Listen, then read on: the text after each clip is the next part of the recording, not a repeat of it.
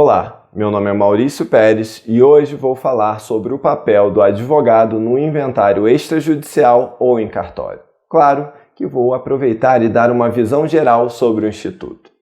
O advogado empresarial muitas vezes atua na esfera civil para atender seus clientes, pessoas físicas, em um momento difícil, como o falecimento de um ente querido. Para auxiliar na clareza necessária para enfrentar essa situação, resolvemos criar esse vídeo sobre o papel do advogado no desenvolvimento do inventário extrajudicial ou em cartório. Para deixar tudo claro, vamos passar por 5 tópicos. O que é o inventário extrajudicial? Necessidade de advogado para realizar um inventário extrajudicial. Onde o inventário extrajudicial é feito? Quais documentos são necessários para fazer um inventário extrajudicial? Quando temos um caso de sobrepartilha e caso de união estável e renúncia à herança. Como primeiro tópico deste vídeo, vamos explicar o que é inventário extrajudicial. Quando alguém morre deixando bens, é iniciado um procedimento de sucessão hereditária, sendo realizado o que se chama de inventário. Através dele, se levantam quais bens e dívidas foram deixados pelo falecido, de forma que o eventual resultado positivo deles passará a pertencer legalmente aos herdeiros. A realização do inventário, seja judicial, seja extrajudicial, é necessária para que ocorra legalmente a efetiva transferência da herança aos herdeiros. Para realizar o inventário extrajudicial, por cartório ou pela via administrativa, evitando o judiciário, que pode demorar bastante, é necessária a verificação das seguintes condições: não haver nenhum herdeiro incapaz, não haver testamento válido, não existir bens no exterior e os herdeiros precisam estar de acordo. Agora, vou falar sobre o segundo tópico deste vídeo, que aborda o tema da necessidade de advogado para realizar o inventário extrajudicial. A lei estabelece essa obrigatoriedade, de forma que o cartório só poderá desenvolver o procedimento com o acompanhamento de um.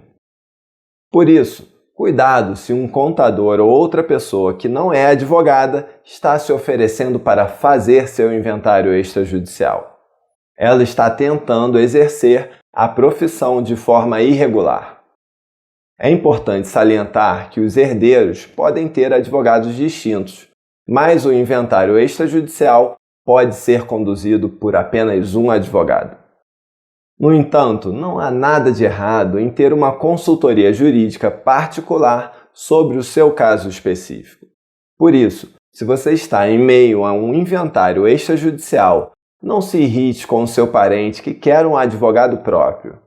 Ele provavelmente só está querendo ter mais clareza sobre o que está acontecendo e o advogado o faz se sentir seguro.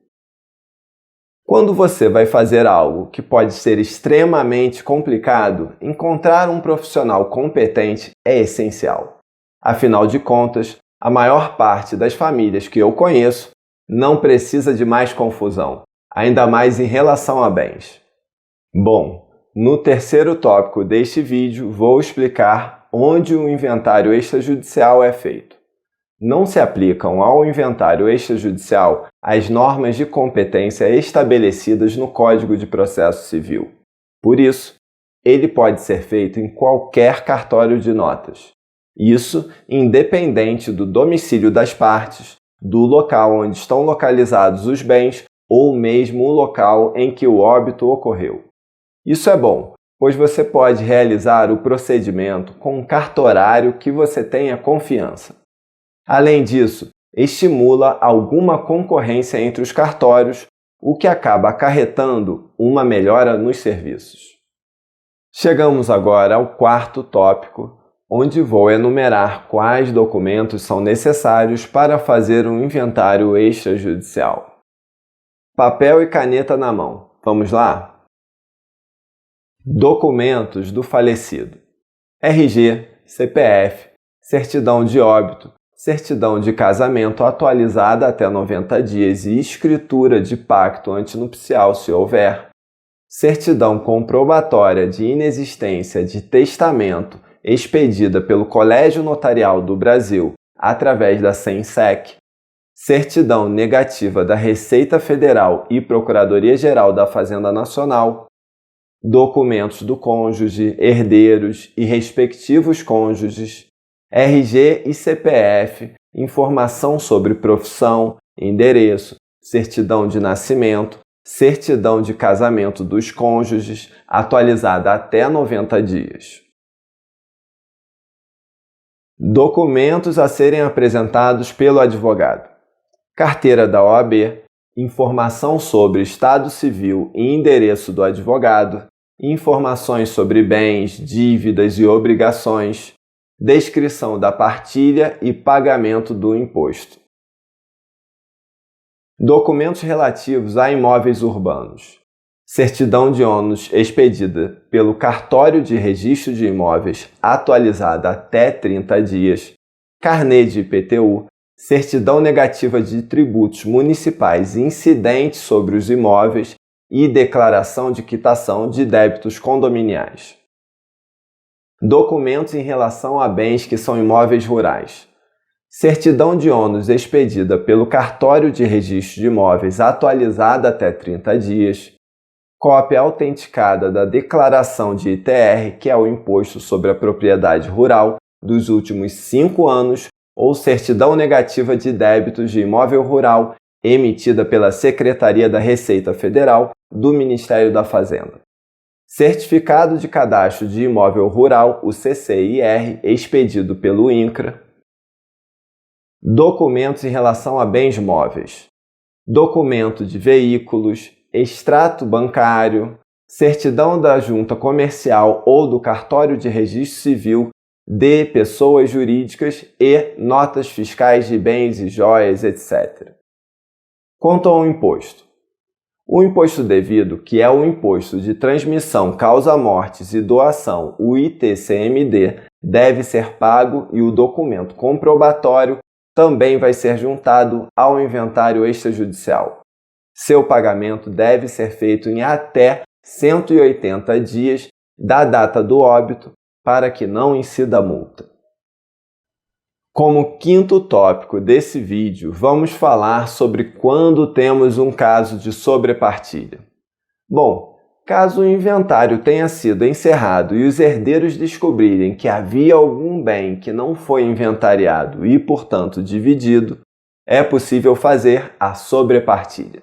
Através dela, este bem ou bens serão divididos nos moldes feitos anteriormente.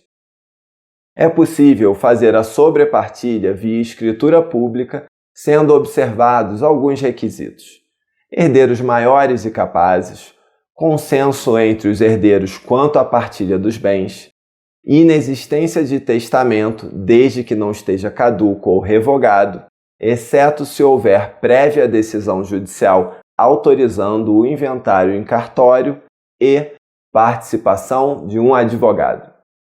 A sobrepartilha pode ser feita pela via administrativa, mesmo que a partilha tenha sido feita judicialmente ou com herdeiro ou herdeiros menores ou incapazes na época. Chegamos ao último tópico desse vídeo, que aborda os temas do caso de união estável e renúncia à herança. Se o falecido estiver, no momento de seu óbito, vivendo em união estável, os herdeiros podem reconhecer a existência dessa situação de fato na escritura de inventário. União estável é a convivência pública, contínua e duradoura de duas pessoas com o objetivo de constituição de família. O Supremo Tribunal Federal, é importante salientar, atribuiu às uniões homoafetivas os mesmos direitos da união estável heteroafetiva. Se não houver concordância de todos em relação a isso, esse reconhecimento deverá ser realizado judicialmente.